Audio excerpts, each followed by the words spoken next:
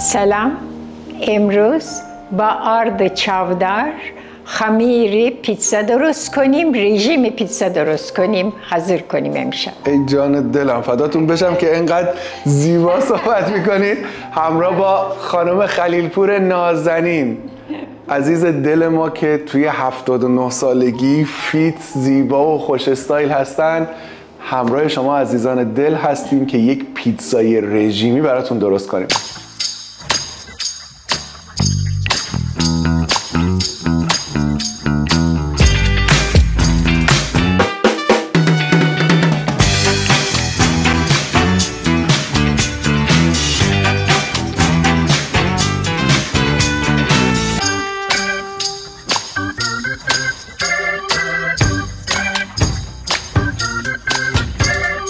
همونطور که خانم خلیلپور هم گفتن، یکی از مهمترین تفاوت‌های این پیتزا و پیتزای معمولی آردش هست که به جای آرد سفید از آرد چاودار استفاده کردیم و البته اینو هم بهتون بگم با توجه به این که از پیتزا گذشتن برای خیلی از افراد سخت و رژیم گرفتن بدون پیتزا براشون کار ساده ای نیست.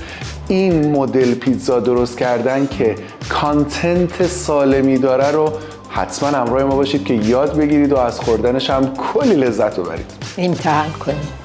خب برای ساختن این پیتزای رژیمی خوشمزه و البته با کیفیت کافیه به جای آرد سفید از آرد چاودار استفاده کنیم.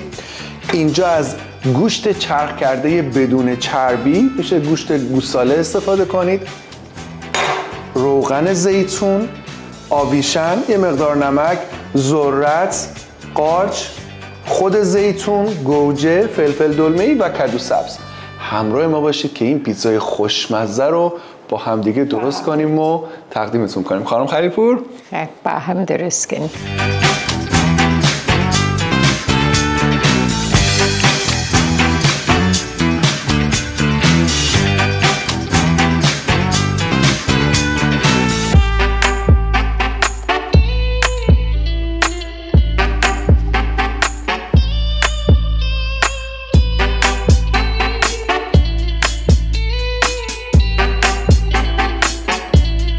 خب پیتزای ما آماده است که بره داخل فرن. توی دمای 180 درجه حدود 20 دقیقه کافیه. بریم خانم خلیلپور؟ بریم. بفرمایید.